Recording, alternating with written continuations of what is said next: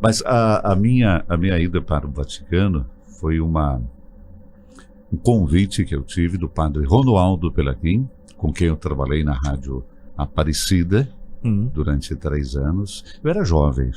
Eu fui para a Rádio Aparecida com 19 anos. Eita! Eu fui fazer um estágio, terminou o estágio, me contrataram. E eu fiquei por lá. Com 19 anos? Com 19 anos. Rapaz, foi minha grande escola. Legal. A Rádio Aparecida foi a minha faculdade. Fiz faculdade de comunicação, mas a minha faculdade, posso dizer, foi a Rádio Aparecida. Por quê?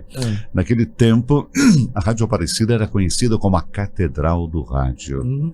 5 milhões de ouvintes assíduos, com 1,5 milhão do clube de sócios. Eita! Esse era, quando eu cheguei em Aparecida, esse era o retrato que nós tínhamos de Aparecida.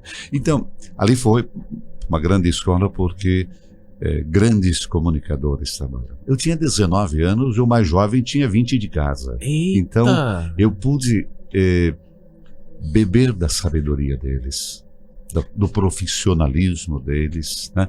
Porque a gente aprende também por osmose quando você quer, né? Faculdade, teoria. Lá, a prática. E juntando os Juntou dois, tudo. pronto. E juntou com uma boa vontade que eu, como era jovem, então eles me pegaram para criar, entre aspas, né? E deu certo. Deu certo porque, além de colegas de trabalho, a gente se tornou amigos. Eu morava no Paraná, estava a quase 1.000 quilômetros da minha casa, jovem, né, quer dizer, saí de casa para ficar longe. Foi uma experiência que não só mudou a minha vida, mas deu um rumo a ela. Graças a Deus. Porque ali, veja só, até então o rádio para mim era uma diversão calculada. Continua sendo, mas era calculada no sentido, termino hoje, não deu certo, amanhã eu vou arranjar outro emprego. Então era calculada nesse sentido, né?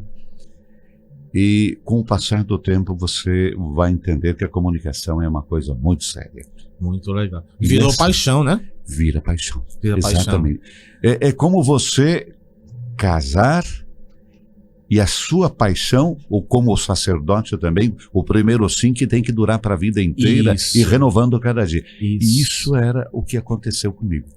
Quer dizer, renovar a vontade de fazer as coisas. Legal. E depois, o padre Romualdo Pelaquim, eu fui fazer um curso em Roma, encontrei-o, isso muitos anos depois, e ele, mais nada, ele estava fazendo cinema, eu voltei para o Brasil. 2 meses depois, eu recebo um telefonema. Olha, Silvana, eu estou assumindo a Rádio Vaticano. Você quer trabalhar comigo? Eita! A minha vida era outra. Quer dizer, eu tinha já um endereço muito preciso do que eu queria fazer e estava fazendo. Aí eu decidi, falei, vou por 6 meses.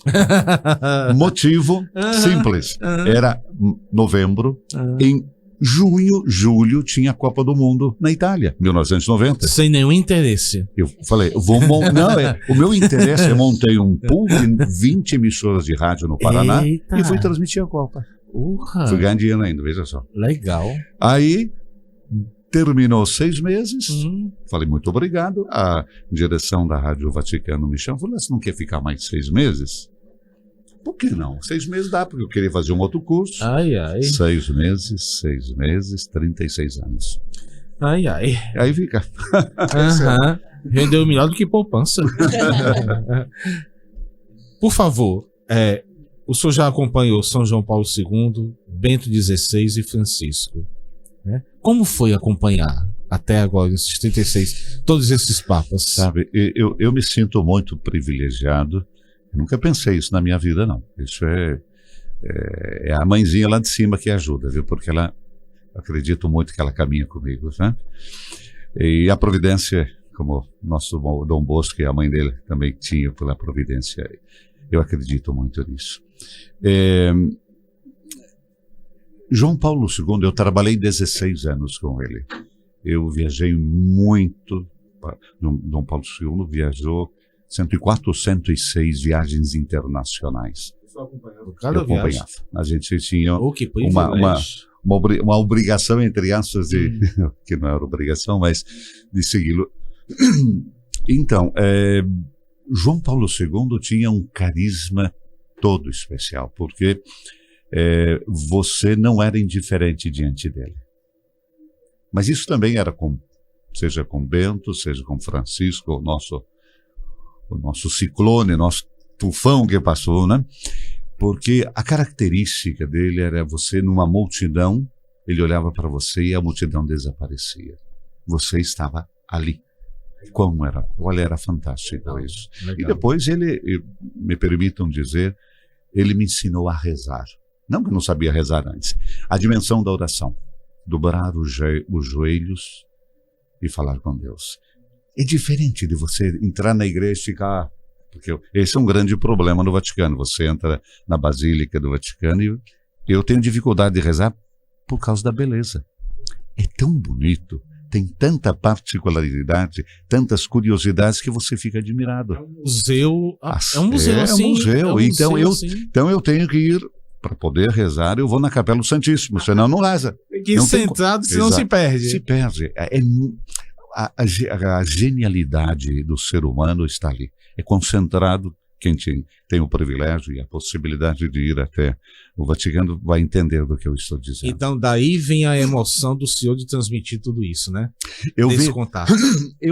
Quando eu estou fazendo as crônicas das celebrações do Papa, a minha grande preocupação, a minha única preocupação, vamos dizer, é fazer com que as pessoas rezem com o Papa. Que não seja uma transmissão por ser feita.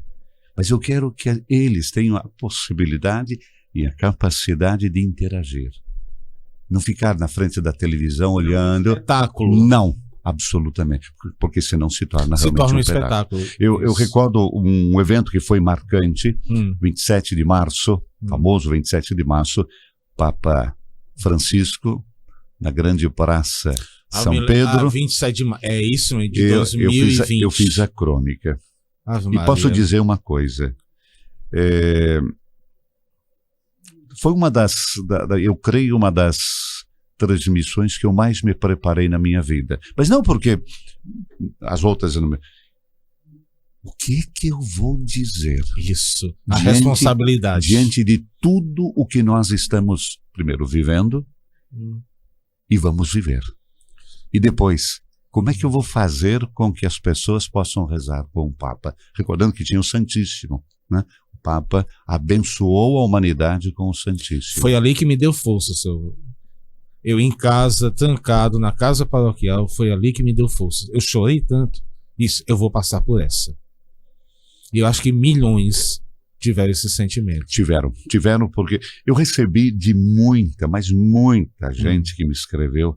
Falou, Silvanei, quando você estava contando o Papa subindo sozinho, carregando o nosso peso e com aquela garoa que caía como se Deus estivesse chorando com a gente. Não molhando a gente, mas chorando com a gente. Então aquilo foi um momento realmente muito, mas muito significativo, intenso, e que nós vivemos uma dimensão que vai muito além. Porque pessoas que nem católicos eram. Isso, congregou estavam assim. Ali.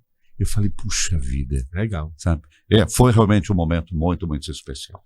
Agora, uma perguntazinha chata, né? Como é que o senhor vê as redes sociais hoje, que muitas vezes espalham medo e divisão? Olha, veja o seguinte, as redes sociais nascem da inteligência humana. Tudo que vem do homem, vem lá de cima. É a capacidade que Deus nos deu. O problema é o que a gente faz com isso. O rádio é a mesma coisa. A televisão é a mesma coisa. A internet é a mesma coisa. Absolutamente. O problema é a utilização. Nós temos um magnífico instrumento de comunicação para se comunicar. E o que a gente faz com ele? Os próprios livros, quando você tem um livro, né, e pega um livro bom, você quer degustá-lo. Mas não todos os livros são bons. Mas não por isso eu não vou ler o livro. Isso. Então, eu coloco aquilo que nós temos que aprender. Isso eu acho que é também uma questão geracional. A palavrinha que é importante. responsabilidade. Como São Paulo diz, tudo é permitido, mas nem tudo nos convém. Exatamente. Outra perguntinha, que o tempo hoje está... tirando. É o flash hoje, é o flash. O Papa Francisco dizia, comunicar com o coração. O que significa na prática com o senhor, para os jornalistas e comunicadores católicos, isso? Veja só, para mim, comunicação é uma coisa muito simples. É criar relação. Aquilo que nós estamos fazendo agora, se aquilo que nós estamos falando não tocar o coração das pessoas, o que vai acontecer? Vai abaixar o volume do rádio ou vai trocar de rádio. Por quê? Não me convém, não gosto daquilo que estão falando, para mim é supérfluo. E isso, né, é provocar emoção no outro. O coração é o sentimento que nós temos. Quando a gente ama, não é só o amor entre um homem e uma mulher, mas quando a gente ama, o ágape, a gente fala baixo. Por quê? Porque o coração é aquele que escuta, ele não gosta de grito, mas quando a gente começa a entrar em conflito, a gente levanta a voz, porque o coração para de ouvir. E aí a gente... Tem a oração dos judeus, né? Amarás o Senhor teu Deus de todo o teu coração. A primeira coisa que ele pede é o coração. É isso que o senhor acabou de falar. Muito bem. Vou lá, eu tô jogando. Vamos lá. Jogando. E o Papa Leão XIV? O que o senhor já aprendeu com ele? Alguma coisa? Olha, eu sei que o tempo é curto, mas... Ele tem uma capacidade de chamar a atenção da gente pela sua simplicidade. É uma pessoa muito serena. Quando eu conversei com ele, eu falei, como é que estão indo as coisas, Santo Padre? Não tem faculdade para ensinar a ser Papa, não. Eu tenho que aprender. E é verdade, é isso que está ocorrendo com ele também. Nós temos que pensar uma coisa, e eu vejo que algumas correntes, às vezes, nas redes sociais, porque Francisco fazia assim, porque Francisco era assim, assado, ok. Ele não é Francisco II, ele é Leão XIV. Como Francisco não era Ratzinger, e Ratzinger não era João Paulo II. Existe uma continuidade. E outra, ele, Leão, não é sucessor de Francisco, ele é sucessor de Pedro. Nós vemos lá 2000 anos de história que vai se condensando de um segmento. Não é que tem um Papa, para e começa tudo de novo. Não. Então, nós temos que entender, ele tem uma simplicidade desarmante. Chega a ter até como se diz, ele fica até meio esquivo, às vezes, o seu sorriso que chega, né? Aquele de uma certa cumplicidade, porque ele está aprendendo. Isso. E recordamos, 1,4 bilhão de pessoas que comungam da mesma fé. E ele está lá na frente. Muita responsabilidade. É muita responsabilidade. Eu recordo que eu estava transmitindo a missa de início de pontificado, quando se entrega o anel, quando entrega o báculo e assim. Quando ele coloca o anel e ele olha para o anel, ele fica olhando o anel. Eu não sei o que ele pensou, mas em um dia eu vou perguntar para ele.